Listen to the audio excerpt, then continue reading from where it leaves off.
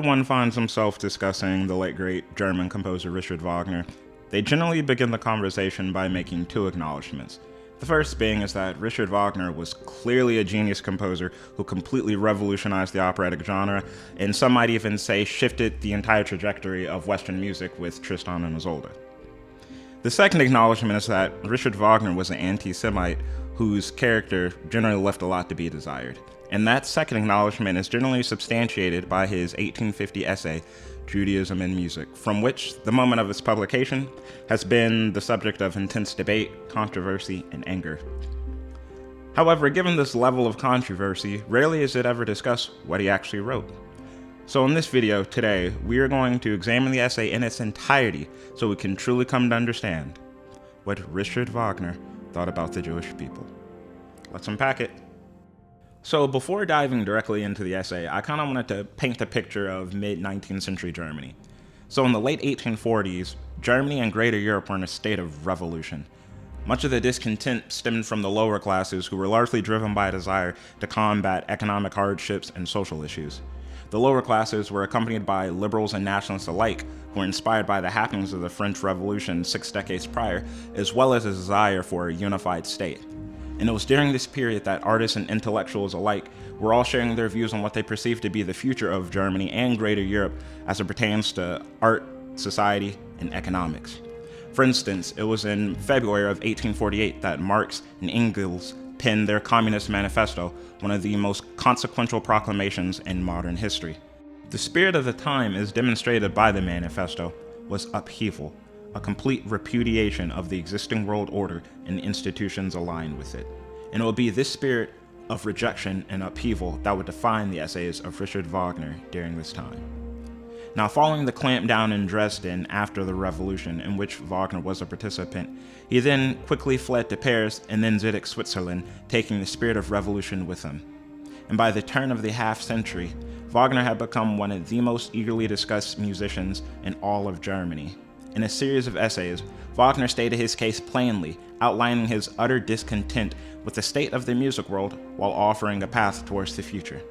And within a 2-year period, Wagner had published the essays, The Artwork of the Future, Art and Revolution, and Judaism and Music. Now, a common through line of the revolution in Germany was trying to determine what it actually meant to be German and how a German nation should be constituted. And this inquiry took precedent not only in a linguistic and ethnic sense, but culturally as well, as music, art, and literature all became battlegrounds for defining the soul of a future German nation. And it was precisely within this cultural struggle that Richard Wagner positioned himself.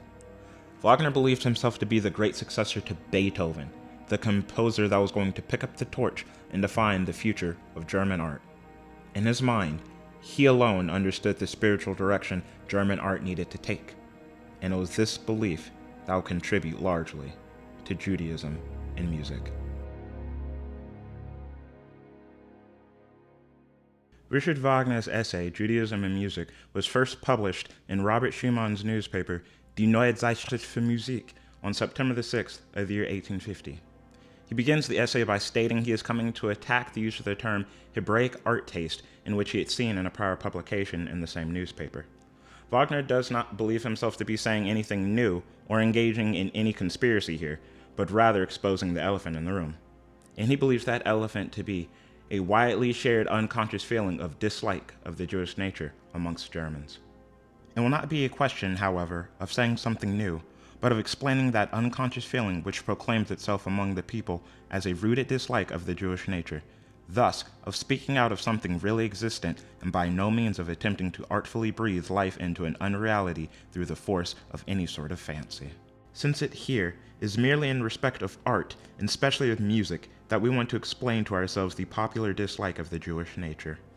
Wagner then goes on to explain that through a religious lens, he believes that the Jews have long ceased to be the so-called hated foes of the German people, primarily due to the rising tide of resentment towards Christians, specifically the Pietists and the Jesuits.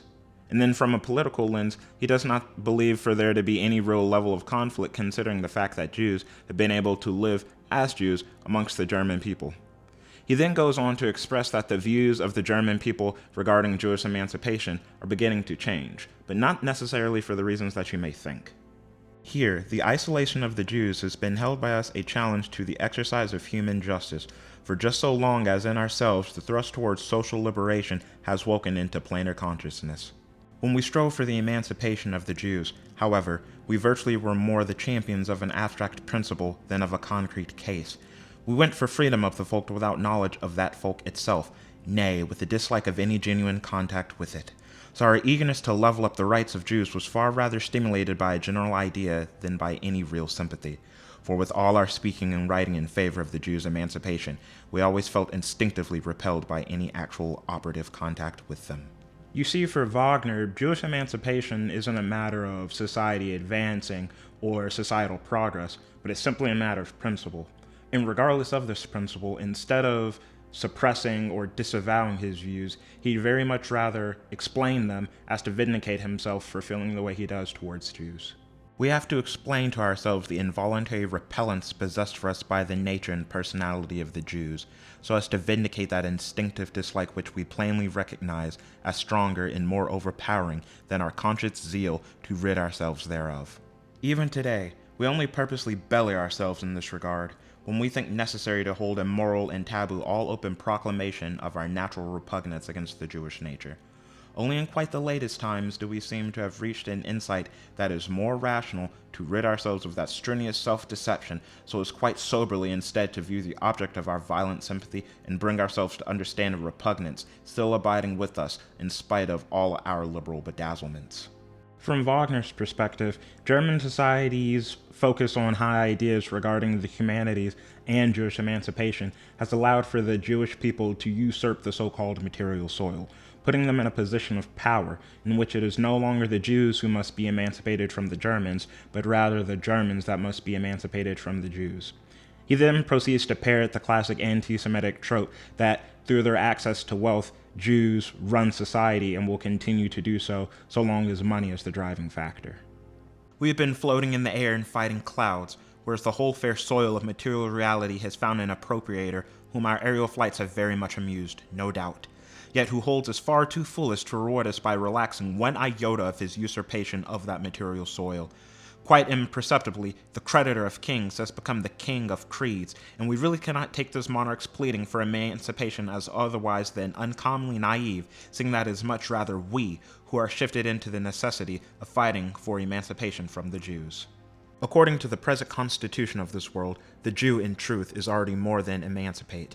He rules and will rule so long as money remains the power before which all our doings and our dealings lose their force. That the historical diversity of the Jew and the rapacious rawness of the Christian German potentates have brought this power within the hands of Israel's sons. This needs no argument of ours to prove. Now, according to Wagner, because Jews cannot create beautiful, natural art, they have since converted it into a product that is to be bought and sold. That the impossibility of carrying farther any natural, any necessary, and truly beauteous thing upon the basis of that stage whereat the evolution of our art has now arrived, and without a total alteration of that basis, that this has also brought the public art taste of our time between the busy fingers of the Jew. What the heroes of the arts, with untold strain consuming leaf and life, have wrested from the art fiend of 2 millennia of misery, today, the Jew converts into an art bazaar. Now, Wagner argues that if he is going to emancipate himself from the so-called yoke of Judaism, then he must become well acquainted with what he describes as an instinctive repugnance against the Jew's prime essence. And so he does this by attacking them on the basis of their appearance, language, speech and voice, and culture. We have no need to first substantiate the bejewelling of modern art. It springs to the eye and thrusts upon the senses of itself. But if emancipation from the yoke of Judaism appears to us the greatest of necessities, we must hold it weighty above all to prove our forces for this war of liberation. Now, we shall never win these forces from an abstract definition of that phenomenon per se, but only from an accurate acquaintance with the nature of that involuntary feeling of ours which utters itself as an instinctive repugnance against the Jew's prime essence. through it, through this unconquerable feeling, if we avow it quite with ado, must there become plain to us what we hate in that essence, what we then know definitively we can make head against, nay, through his very laying bare, may we even hope to rout the demon from the field, whereon he has only been able to maintain his stand beneath the shelter of a twilight darkness, a darkness we good-natured humanists ourselves have cast upon him, to make his look less loathly. Now, when it comes to opinions, Wagner's perspective is quite clear. He is of the opinion that the Jewish people simply do not appear to be European, and because of this distinction, he simply wishes to have nothing in common with them whatsoever.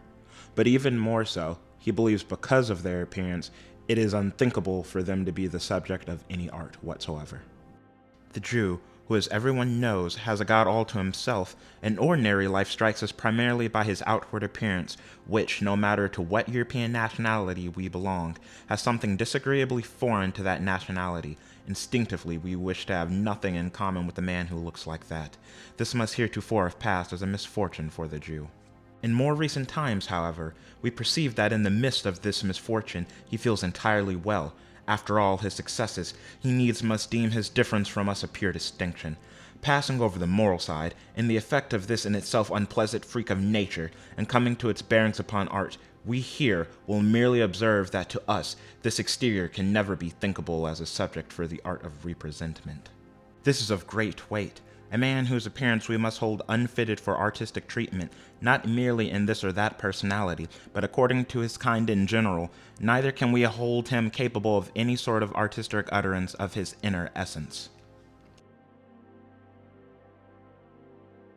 Now, far more important to Wagner than the idea of basic appearance is the concept of language.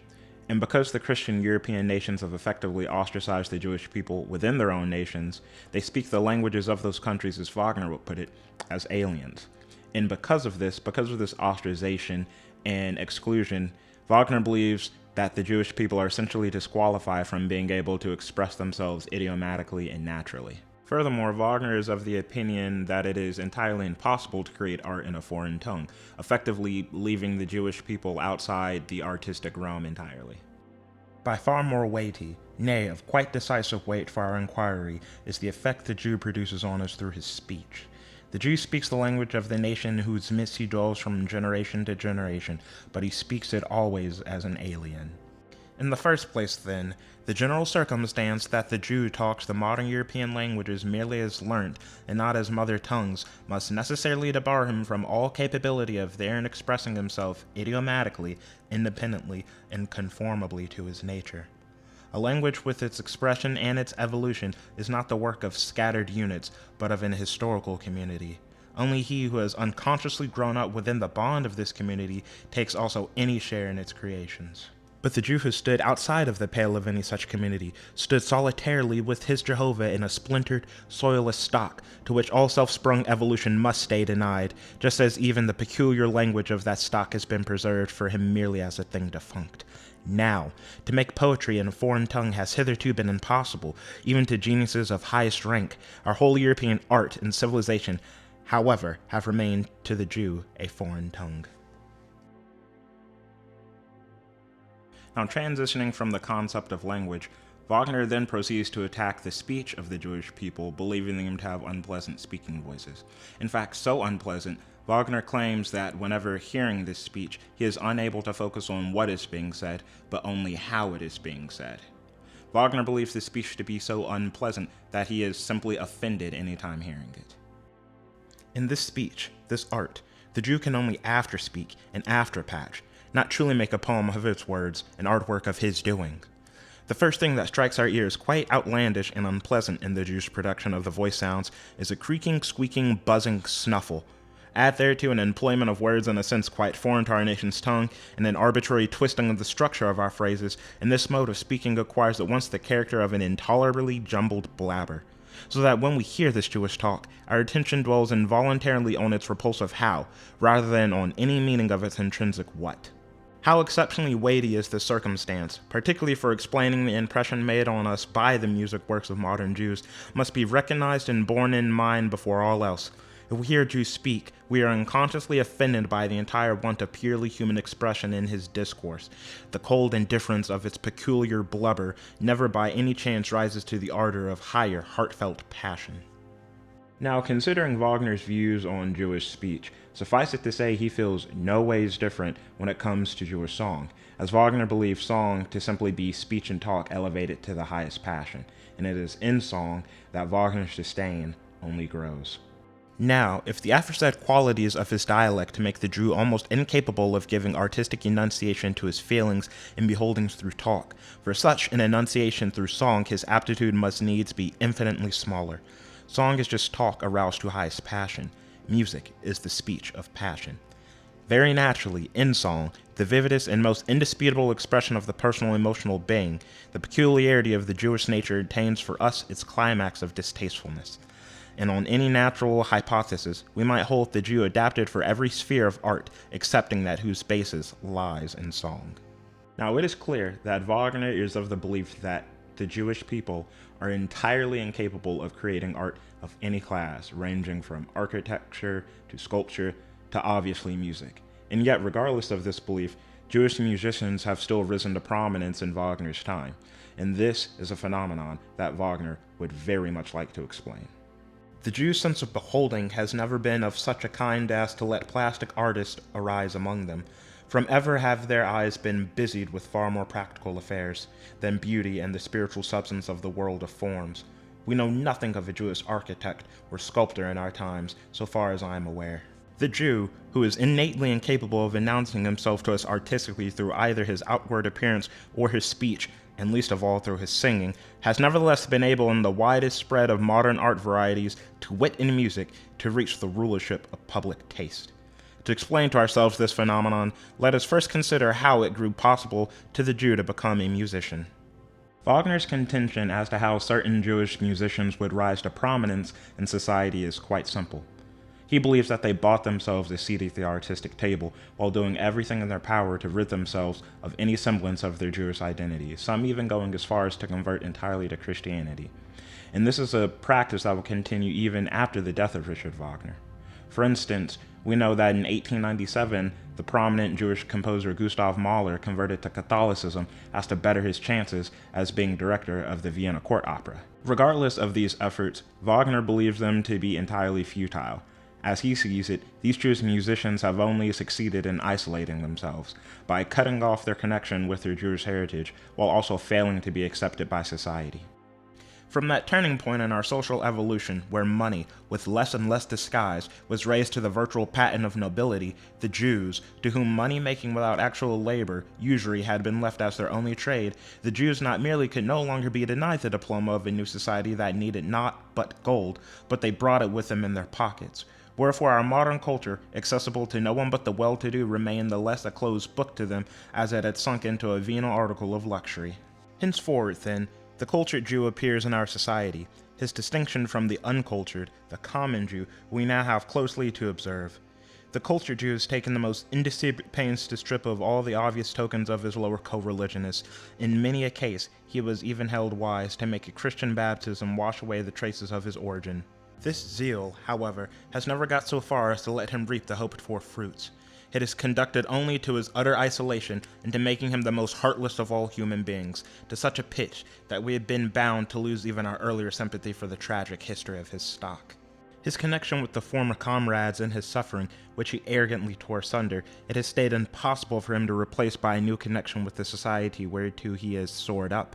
He stands in correlation with none but those who need his money, and never yet has money thriven to the point of knitting a goodly bond twixt man and man. Alien and apathetic stands the educated Jew in midst of society he does not understand, with whose tastes and aspiration he does not sympathize, whose history and evolution have always been indifferent to him. Now, Wagner does not believe Jewish participation in the arts to stem from any true inspiration or genuine interest, but he believes they've regarded as a luxury, only wishing to be heard no matter what. And because music is the easiest art to learn, according to Wagner, he also believes it's the easiest art to say something without saying anything truly of substance, since the geniuses have already spoken. To the genteeler Jew, his learnt and paid-for culture could only seem a luxury, since at bottom he knew not what to be about with it. Now, our modern arts has likewise become a portion of this culture, and among them more particularly that art, which is just the very easiest to learn, the art of music, and indeed that music, which severed from her sister arts, had been lifted by the force and stress of grandest geniuses to a stage in her universal faculty of expression where either, in new conjunction with the other arts, she might speak aloud the most sublime, or in persistent separation from them, she could also speak at will the deepest bathos of the trivial. Naturally, what the cultured Jew had to speak in his aforesaid situation could be nothing but the trivial and indifferent, because his whole artistic bent was in sooth a mere luxurious, needless thing. For never was he driven to speak out a definite, a real, and necessary thing, but he just merely wanted to speak no matter what.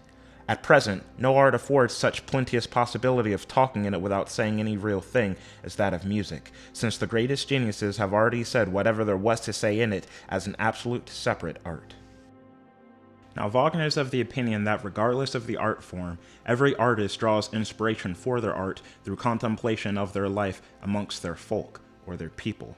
And because the Jewish people are not a part of this greater folk, then they can only instinctively draw inspiration from their Jewish heritage. And as it relates to music, this means they can only draw inspiration from the forms and melodies of the synagogue. And because the synagogue has largely gone unchanged and is conservative, Wagner largely views this as a great limiting factor. The true poet, no matter in what branch of art, still gains his stimulus from nothing but a faithful, loving contemplation of instinctive life, of that life which only greets his sight amid the folk. Now where's the cultured Jew to find this folk? If he has any connection at all with this society, it is merely with that offshoot of it, entirely loosened from the real, the healthy stem. But this connection is an entirely loveless, and this lovelessness must ever become more obvious to him. Just as with Judaism at large, everything is kept its fixity of form and substance, but a form which is never quickened through renewal of its substance must fall to pieces in the end. An expression whose content has long ceased to be the breath of feeling grows senseless and distorted. Who has not had occasion to convince himself of the travesty of a divine service of song presented in a real folk synagogue? Who has not been seized with the feeling of the greatest revulsion of horror mingled with the absurd at hearing that sense and sound confounding gurgle, yodel, and cackle which no intentional caricature can make more repugnant than is offered here in full and naive seriousness? Now, given this influence of the synagogue, Wagner believes that Jewish composers simply take the sounds and forms of European composers whose music closely resembles that of the music of the synagogue. Yet his whole position in our midst never tempts the Jew to so intimate a glimpse into our essence, wherefore either intentionally, provided he recognizes this position of his towards us, or instinctively, if he is incapable of understanding us at all, he merely listens to the barest surface of our art, but not to its life-bestowing inner organism. And through this apathetic listening alone can he trace external similarities with the only thing intelligible to his power of view, peculiar to his special nature. Just as words and constructions are hurled together in this jargon with wondrous inexpressiveness, so does the Jew musician hurl together the diverse forms and styles of every age and every master. Now, in doing this, the picking and choosing of different forms and melodies from various composers, Wagner regards this as a lack of true passion for art creation, and he believes all of his criticism can be summed up in the artworks of one composer in particular. The Jew, already characterized by us in this regard, has no true passion, and least of all a passion that might thrust him onto art creation. And in the history of modern music, we can but class the Judaic period as that of final unproductivity, of stability gone to ruin. By what example will this all grow clearer to us? Aye, well nigh what other single case could make us so alive to it, as the works of a musician of Jewish birth whom nature had endowed with specific musical gifts as very few before him? All these are intensified to a positively tragic conflict in the nature, life, and art career of the early taken Felix Mendelssohn Bartholdy. For Wagner, Mendelssohn is the epitome of everything wrong with his musical epic. By combining the various styles and sounds of different composers that came before him, primarily Bach, Wagner believes that Mendelssohn truly fails to say anything of substance. Let us here be content with the fact that, in hearing a tone piece of this composer's, we have only been able to feel engrossed where nothing beyond our more or less amusement-craving fantasy was roused through the presentment, stringing together, and entanglement of the most elegant, the smoothest, and most polished figures, as in the kaleidoscope's changeful play of form and color. But never were those figures were meant to take the shape of deep and stalwart feelings of the human heart. Mendelssohn lost even all formal productive faculty, wherefore in particular where he made for drama, as in the oratorio, he was obliged quite openly to snatch at every formal detail that it served as characteristic token of the individuality of this or that forerunner whom he had chose out for his model. It is further significant of this procedure that he gave the preference to our old master Bach as special pattern for his inexpressive modern tongue to copy. Bach's musical speech was formed at a period of our history when music's universal tongue was still striving for the faculty of a more individual, more unequivocal expression. Pure formalism and pedantry still clung so strongly to her that it was first through the gigantic force of Bach's own genius that her purely human accents broke themselves evident. The washiness and whimsicality of our present musical style has been, if not exactly brought about, yet pushed to its utmost pitch by Mendelssohn's endeavor to speak out a vague and almost nugatory content as interestingly and spiritedly as possible.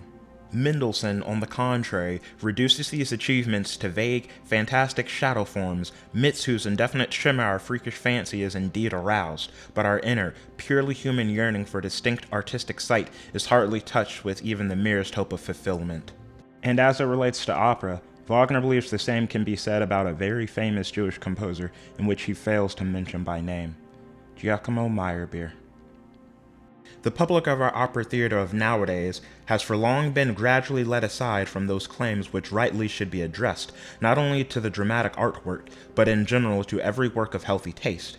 The places in our halls of entertainment are mostly filled by nothing but that section of our citizen society whose only ground for change of occupation is utter boredom. In fact, this composer pushes his deception so far that he ends by deceiving himself, and perchance as purposely as he deceives his bored admirers. We believe indeed that he honestly would like to turn out artworks, and yet is well aware he cannot. To extricate himself from this painful conflict between will and can, he writes operas for Paris and sends them touring around the world, the surest means today of earning oneself an art renown, albeit not an artist. Richard Wagner truly believes that the Jewish people are entirely incapable of creating art or being the subject for art, and when it comes to successful Jewish artists such as Mendelssohn or Meyerbeer, he truly believes that their work is devoid of any substance, and it completely fails to touch the human spirit. From a closer survey of the instances adduced above, which we have learnt to grasp by getting to the bottom of our indomitable objection to the Jewish nature, there more especially results for us a proof of the ineptitude of the present musical epoch. The incapacity lies in the spirit of our art itself, which is longing for another life than the artificial one now toilsomely upheld for it. The incapacity of the musical art variety itself is exposed for us in the art doings of Mendelssohn, the uncommonly gifted specific musician. But the nullity of our whole public system, its utterly unartistic claims and nature, and the successes of that famous Jewish opera composer grow clear for anyone to see. The Jews could never take possession of this art until that was to be exposed in it which they now demonstrably have brought to light, its incapacity for life.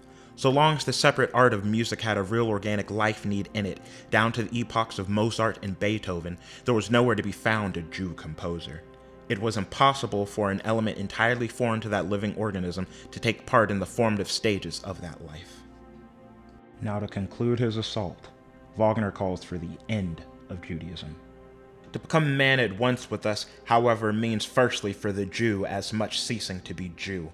Without once looking back, take ye your part in this regenerative work of deliverance through self-annulment, then are we one and undissevered. But bethink ye that only one thing can redeem you from the burden of your curse, the redemption of Ahasuerus going under.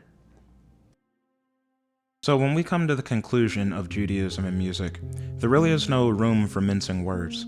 In the year 1850, Richard Wagner laid out his repugnant anti-Semitic viewpoint for the world to see. And in fact, nearly 20 years later, in the year 1869, he republished this essay under his own name. And so this leaves a rather important and yet uncomfortable question for us modern listeners. What does it mean to truly love and enjoy the music of a man who held views such as these. We understand that Richard Wagner was a revolutionary composer whose harmonic achievements, as demonstrated in works such as Tristan and Isolde, completely changed the course of Western music. We can appreciate his advancements made to the operatic stage, as demonstrated in his Bayreuth Festspielhaus, or his contributions to the drama, such as concepts like the Gesamtkunstwerk. But we also understand that his ideas and music would later be co-opted by the Nazi regime and turned into symbols of racial mythology and national identity, concepts very much idolized by the likes of Adolf Hitler and Joseph Goebbels. The historical record concerning Richard Wagner's music and prose during his life and even after his death is quite clear. But what exactly does that mean for us listeners today? Because we have the privilege of being able to look back on history and examine how things have changed over the course of time, I believe it is incumbent upon us as music lovers to become more conscious and better informed listeners. And when engaging with the music of Richard Wagner, it is essential that we remember the history surrounding his work, enjoying his art while refusing to excuse the nature of the man who created it. To listen to Wagner today means listening with clarity, responsibility, and most importantly, open eyes. Thanks for watching, and I'll see you next time.